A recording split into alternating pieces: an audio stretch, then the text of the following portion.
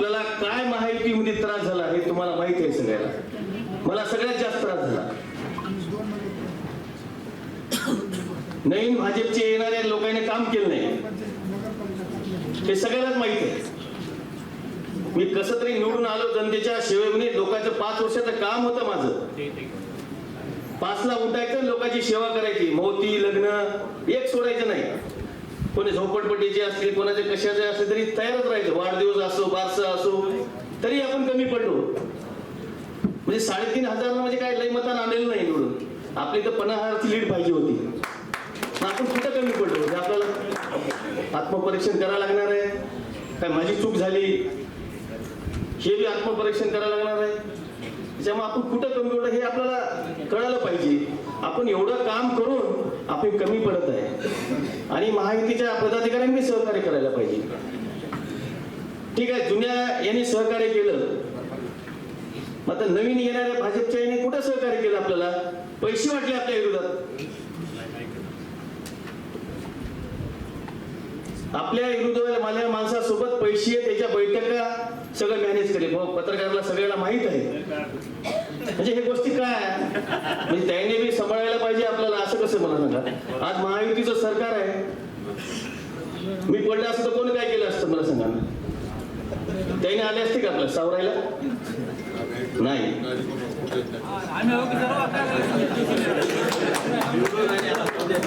नाही हो, आता महायुती सरकार आहे. त्याने बी सहकार्य करायला पाहिजे ना. असं कसं मला सांगा. त्याने आपल्या विरोधात पैसे वाटले हे कळायला पाहिजे ना. आपला अन्याय झाला म्हणजे मला इलेक्शन काय करा झालं मला माहिती. त्याच्यामुळं आपण आता ठीक आहे महायुतीचा आपला धर्म पाळायचा आहे. महाराष्ट्र राज्याचे मुख्यमंत्री फडणवीस साहेब आहेत, उपमुख्यमंत्री शिंदे साहेब आहेत, अजित पवार साहेब, राष्ट्रवादी 3 युती आहे, तिघाची युती आहे. तिघाचं नेतृत्व आपल्याला भविष्यामध्ये आपल्याला एकत्र येऊन काम करायचं. त्याला बी कळायला पाहिजे ना आपली ताकद किती. आपली ताकद दाखवा लागणार आहे आपल्याला. आज मला सांगा काँग्रेसचे 5 नगरसेवक त्यावेळेस मी फोडून आणले होते. आज आपल्याकडे 10 नगरसेवक आहेत माझी. आपली ताकद नाही का? आपण 10चे 20 करू शकतो. 10